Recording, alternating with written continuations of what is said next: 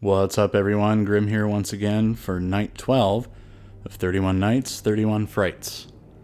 Every night throughout October, I'll be watching a horror film or a Halloween-themed film and offering up a quick, mostly spoiler-free look at it to see if it's a worthy addition to your own viewing lineup.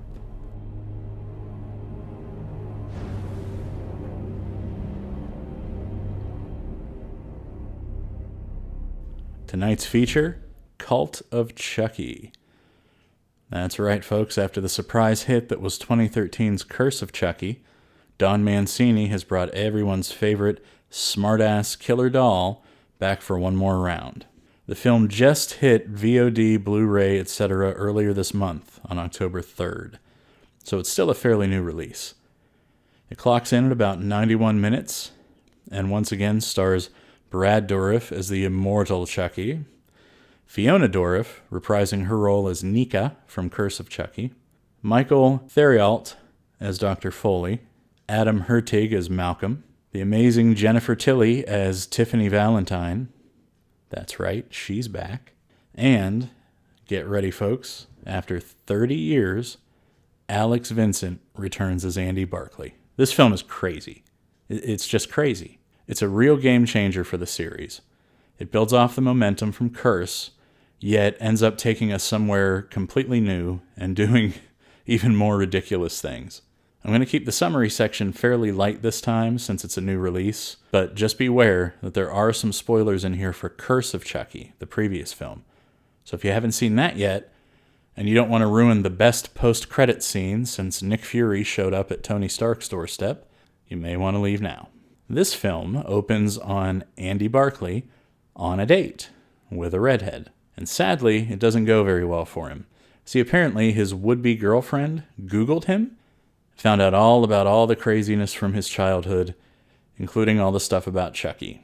Now, for some reason, she found all this out and still went on the date with him, instead of, being the decent person and canceling it beforehand. So Andy ends up being kind of embarrassed when she just up and leaves him at the restaurant. Poor kid.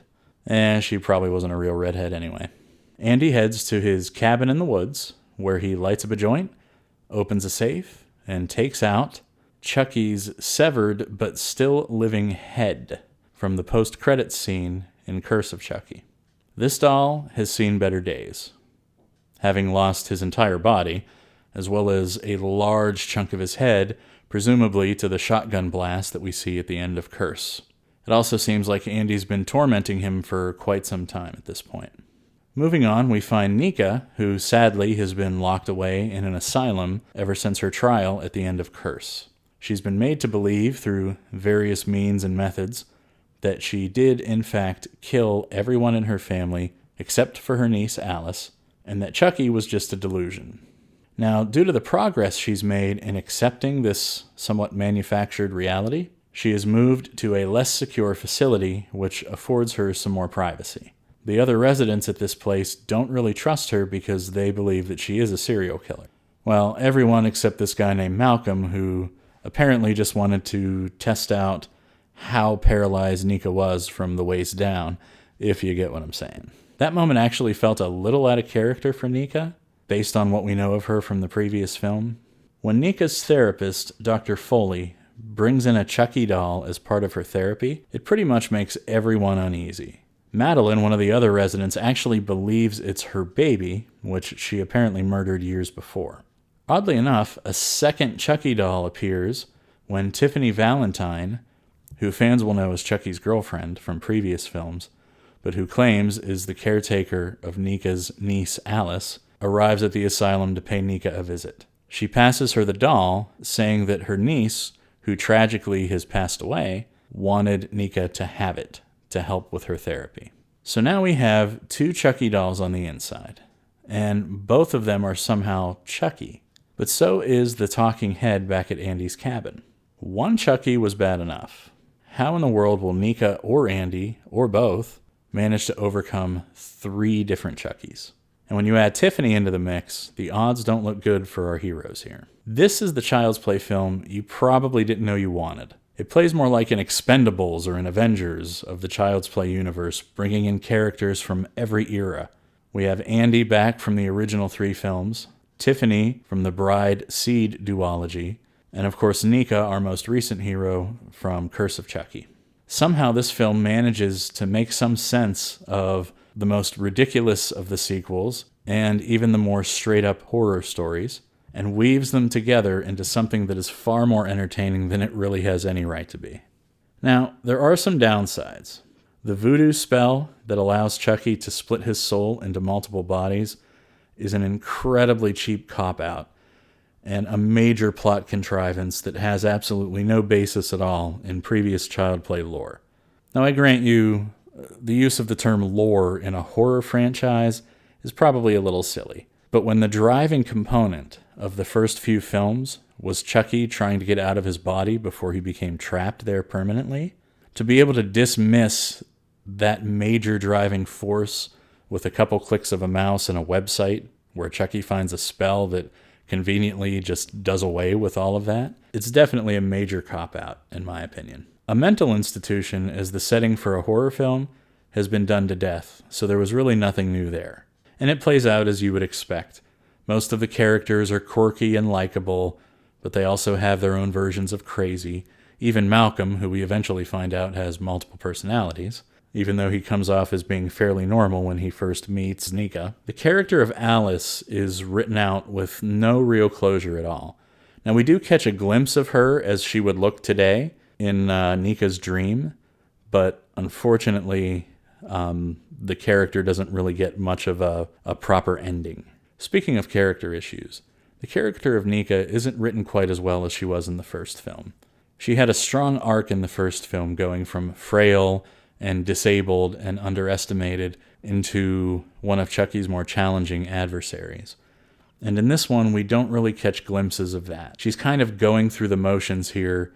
At first, she thinks she's crazy, but then as the multiple Chuckies show up and start killing people, she very easily undoes all of the programming that had been done to her over the past few years, and very readily accepts, hey, I'm not crazy, it really was a murderous doll. That's a very inconsistent characterization, and honestly, it's not very well thought out this time around.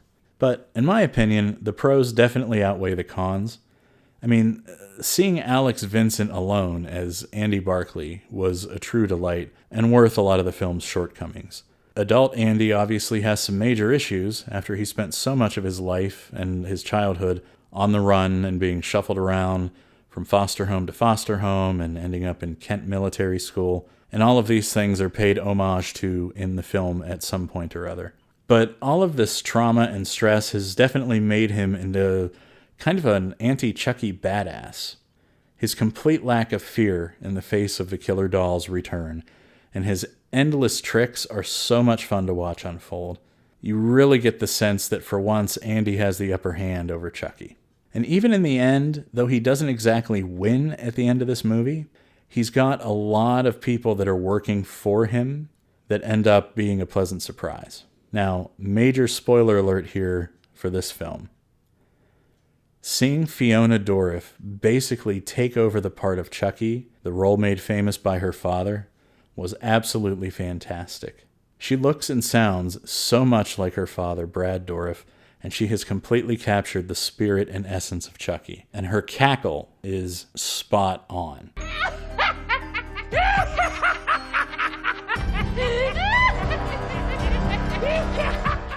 They definitely flip the script a little bit. Chucky more or less wins this round, even though you don't really feel like Andy especially lost. You do get the idea that Nika has probably lost, but there's one line near the end that kind of gives me hope for her character in the future as well. And honestly, there are worse things than seeing Fiona Dourif and Jennifer Tilly share a Chucky-Tiffany kiss at the end. Just saying. So, is it worth it? Oh yeah, it's definitely got some flaws. But it's a delightful, fun, and gory good time. Definitely mindless fluff entertainment, but sometimes you just need that. And sometimes it's done well enough that you can overlook the plot inconsistencies and all the other issues and just kind of enjoy it for what it is. If you're a series fan, you'll definitely appreciate Brad Dourif's performance in this one. So I'm going to leave you with a burn reel of some of Chucky's greatest hits in this film. Aren't you the crazy bitch I talked to last night on the phone? You know what? You're next. I'm gonna be right back. Jesus, fucking cuckoo's nest. Let's watch it again. That one just never gets old. Compressed. Does that mean what I think it means? Sometimes I scare myself. Holy shit! And they call me sick? This guy is diabolical. Will it hurt? I'll do my best. I just can't with this guy. I don't know whether to kill him or just take notes. I'm just saying it behooves us to watch our step. Behooves. Listen to you. You sound like Hannibal Lecter. Can't believe they canceled that show. Ugh. What the hell happened to you? Now I'm gonna go kill Andy. No, I want to kill Andy. I earned it. I've been through a lot today. You got to suck pity today. Look what happened to me. Hello? Look at my hair. Oh, shit, you win. Absolutely. Sorry, pal. You go fuck them up real good. That's it for this episode of 31 Nights, 31 Frights. Thanks for listening. Please check back in tomorrow for another quick look at some spooky cinema. And please feel free to browse around Grimm's Scary Tales and take a look at the other shows and videos that we have to offer.